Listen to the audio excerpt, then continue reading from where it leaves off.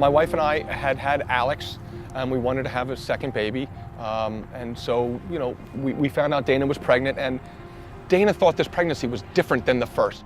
Doctor's like, no, one baby in there, and then we went in for, I think it was the 20-week ultrasound, and the technician says, well, how many babies did your doctor tell you was in there? My wife and I are like, one. He looked at it and said that these are mono-e-mono twins, and based on the way it is, you know, the chances of survival are very small. It was a tough time, but we made the best of it. We thought everything was going to be fine.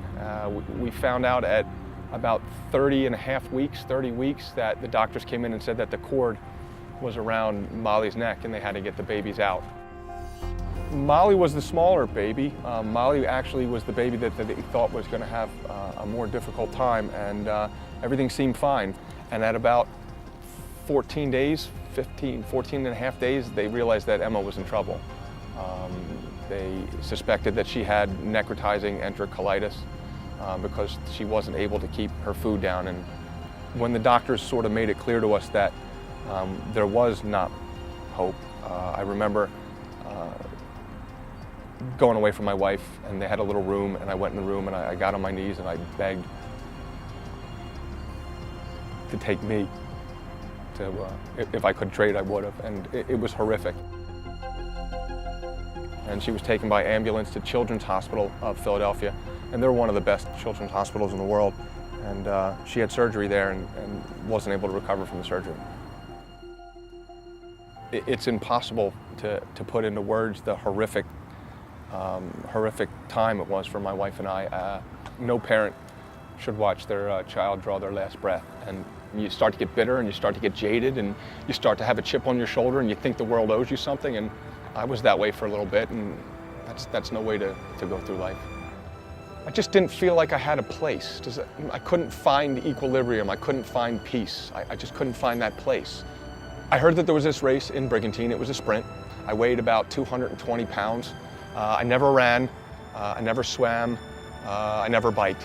I started to run, and I did my own bricks, like I made my own workout, and the race came. It was the second week of August of 2011, and the sun was coming up. I felt true peace. And I even said it to my wife. I said, this is as peaceful as I felt since Emma, and I just wanted more of that. And then I did an Olympic like a month later, and then that sort of was the end of the season, but I'm like, I'm going to do an Ironman, and I'm going to do it to raise funds. And then I just kept training and training and training. My kids are totally into it. Alex is 7 and change. Molly just turned 5 in August. We are told that she's got the personality of 2. I mean, she's a handful, that Molly. We're raising money for Children's Hospital. They have a neonatal research team working to try to find a cure, or at least to prevent necrotizing enterocolitis. And my daughter, she really only exists to me and my wife, and that's tough to take. I can't do anything about that, but I wanted to give her another story. Everybody watching this video, they're going to see her picture, they're going to hear her name, maybe some of them will even say her name, and that's a different story for her. That gives her at least something. What am I going to think about when I cross the line? I'm going to think about her. I'm going to have her picture with me, and I hope it gives hope to other people that really anything is possible. You can't give up. You got to fight, and if I can do it, I know that other people can do it too.